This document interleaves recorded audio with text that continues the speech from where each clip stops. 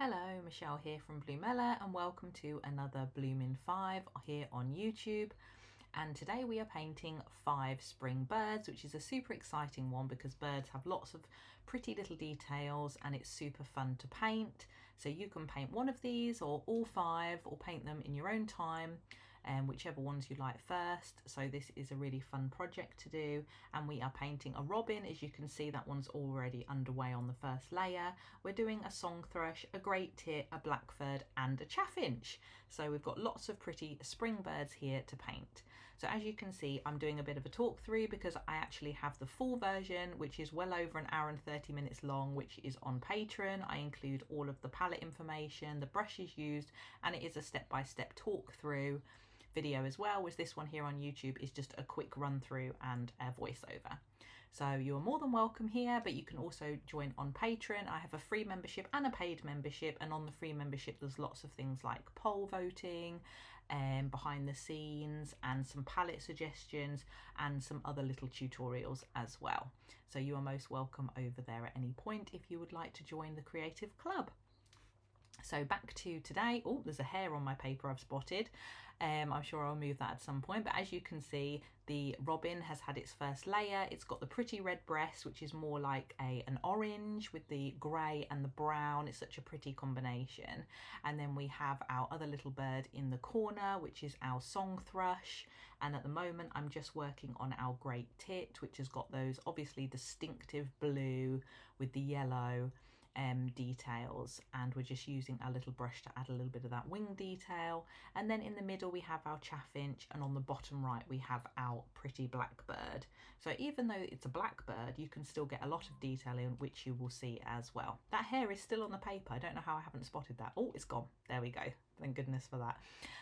So yeah, you can see on the right hand side I'm jotting down all of the colours I'm using, which again is for the Patreon palette, but here you can use similar colours if you want to give any of these a go. This is obviously a sped up version for YouTube, so you can see the general gist of the painting and what we are doing. So here we're laying down all of the first layers, so I tend to use slightly bigger brushes. A 6 or 8 or even a 10 could be ideal, depend on the size that you're actually creating. I've tried to create all of the 5 birds on one single sheet here. This is about an A4 size sheet. Depending on what size you're planning on doing, you might just be doing one on like a 5x7 type smaller pad, or you might be doing one on a much larger pad. So if you are doing a watercolour on a larger pad, you might want to get that first layer down with a much larger brush, a 10 or even a 12 or 14 round brush, just to get that initial layer down, and then you can wait for the layers to dry before going on to the next step. Fortunately, painting 5 different elements really gives me a chance to wait for the first layer, like the robin and the song thrush, to dry while I'm painting the other ones and talking through on those, so that I can go back to those and add more detail. And I also love the way it gives the viewer a lot more chance to see which ones they would like to paint. So you might want to do a robin, but you also might want to jump to a chaffinch or something that you've never painted before or thought about painting, because obviously a robin's a lot more common, and blackbird, but there's also some really other pretty birds out there with really pretty details. So you can see we're laying down all of the first layers, and you can choose similar colours. You don't have to use the exact same colours that I have, but you can use similar colours to create these pretty birds as well. So as you can see with the song thrush, we've laid down a really pretty grey that we've just laid that all over. And then for our chaffinch, we've got the grey head, the pretty little orange around the face and the back, and then the brown going into the wing and the tail, and a pretty soft grey brown for the bottom of the body. And then for our pretty little blue tit, we've got our grey tit, with great tit, if I get that right. We've got the yellow with the blue, and the blue on the wing and the tail. And then for our blackbird, we've got a really pretty indigo black mix, like a dark grey mix, sorry. So to create that deep black without it being jet black and just killing all of the interesting details. So as you can see, our first layers have dried, so we can go in to add a lot more detail. So we're using some pretty little strokes here, using a smaller size brush. So I'm still using a round, but I've gone down to a smaller size. So ideal, this would be around a 2, 4 or 6 size brush, depending again on the size that you're actually creating your bird on the paper. So for larger paper, you're probably going to need a larger brush. So for a smaller pad, if you are using like a 5x7 style pad, then you'll probably be using a 2 or 4 now to add the detail. So you can see we're building up those layers using a lot brighter colours now, a lot more deeper pigment, and we're just layering those on and using the different colours to build up that sort of wing and feather texture using light little strokes, and just to add those really pretty colours. And we're going for a deeper orange just around the chest area, just where it's a little bit darker, and it shows that sort of form of the bird where it's darker in shadow and a little bit darker on the chest. So it's going to be lighter in the other areas, like round the face where there's more light. So we created that, so it makes it seem a lot more three-dimensional.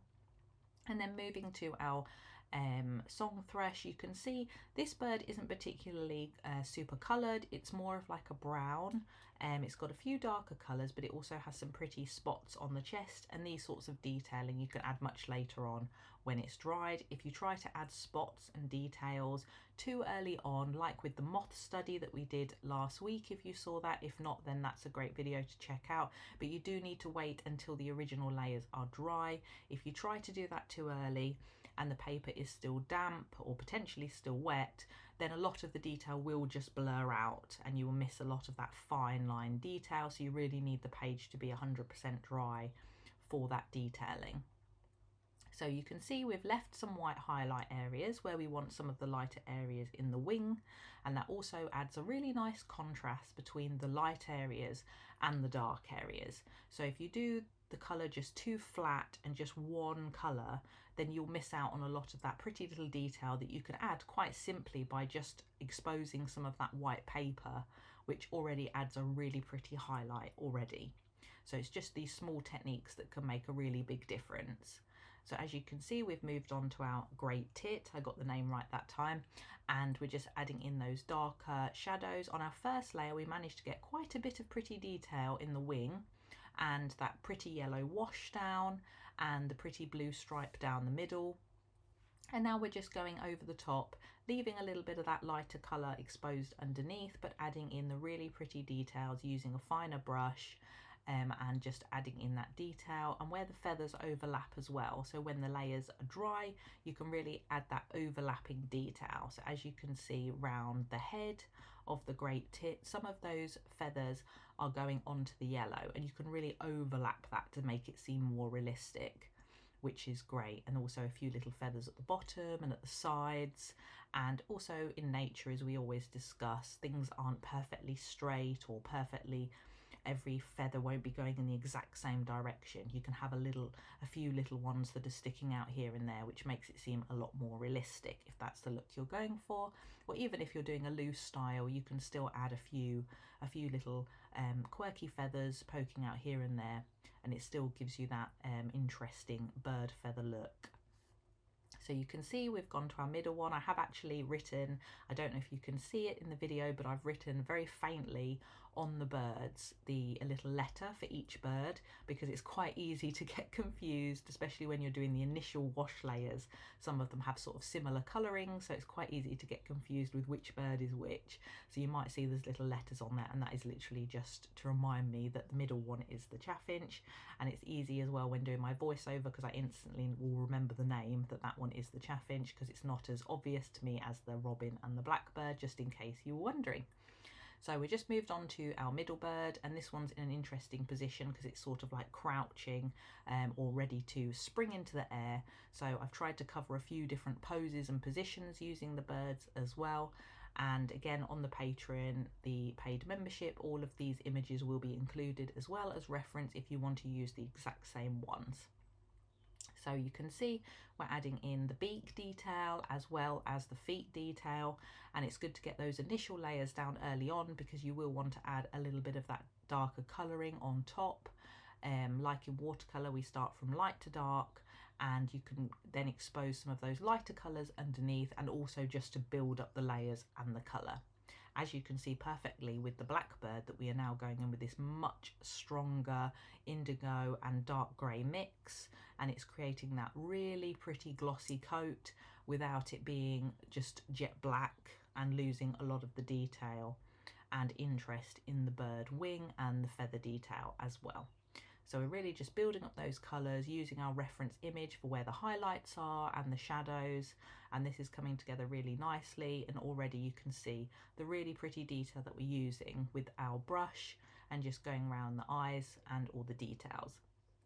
If you haven't started watercolouring but you're really interested in watercolouring and it seems a little bit intimidating, then please do not worry, because you can start quite simply with a palette like a Winsor & Newton palette and just a small little brush set of quality, and just basically try from there.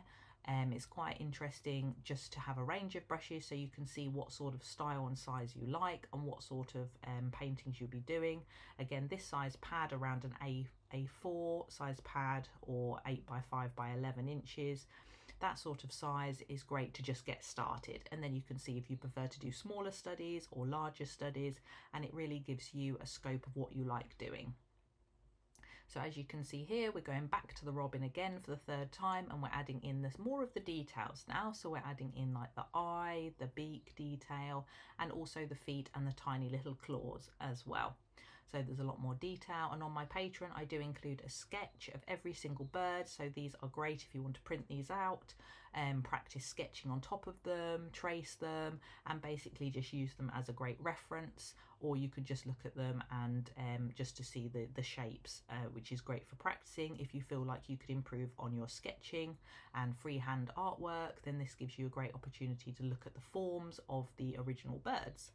So you can see here we're just adding in some of those darker greys and those darker areas like where the wing shadow will be and where the tail shadow will be, just adding in some more of those fine lines and details to really capture the details of the bird, the final characteristics of the bird individually, and just using a bit of those darker areas as well. As you noticed, I smudged it a little bit. If you do smudge any of your artwork, do not fear. Just grab a clean brush, a little bit of water, just pop that onto the area and give it a little rub, a nice bit of dry paper towel, and that will just lift up. So do not worry, I'm very clumsy when it comes to painting, and I'm often talking or making notes of the colours or thinking about the next thing I'm painting, and I can quite easily catch my little finger on the paints or the wet paint, and it's quite easy to do. So do not fear if you do that. It's just quite little easy technique just to lift up any smudges that you've made. Two of the birds are actually sitting on branches. As you can see, the song thrush we're doing now, there's a little gap in the tail, and just in case you can't see the faint, the faint branch that I've drawn in, then this is what the song thrush is sitting on, and it's like a little branch, and also our great tit is also sitting on a branch. When I'm looking at images, I like to try and get the objects or birds in different, or whatever elements we're painting, in different styles and different positions, just to give those different elements that we can paint during the session to make it a little bit more interesting. And then we can also talk through how they are positioned on the branch or whatever object we're doing and what they're sitting on.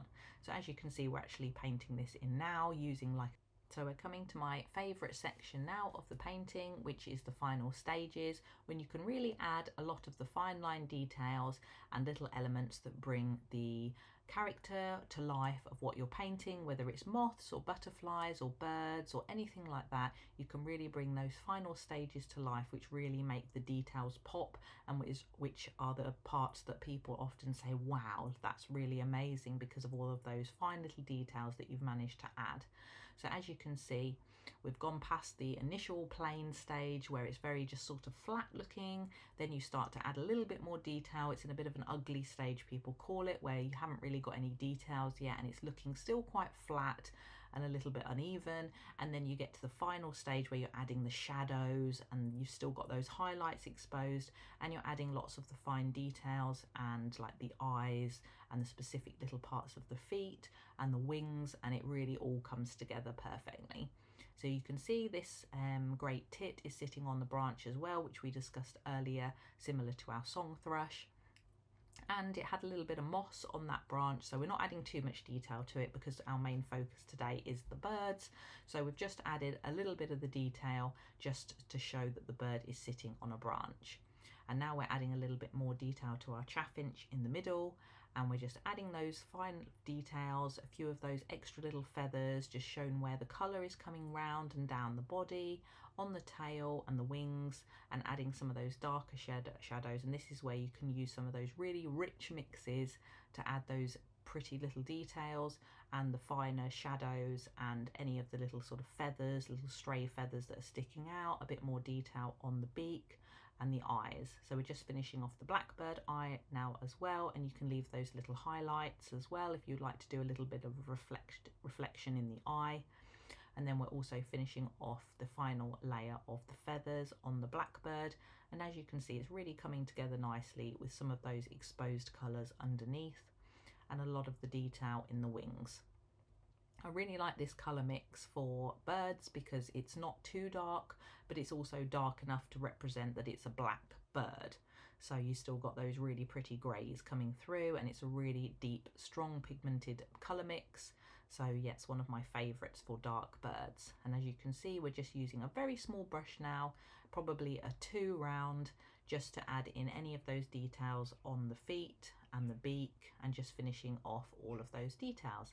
So I really hope you enjoyed painting with me today and seeing all of the finished birds. I will have a little bird overview at the end where you can see all of the birds. And in our series, we already have a huge mix. We've got some pretty eggs, we've got our our spring bird, our song thrush, robin, chaffinch, blackbird and great tit.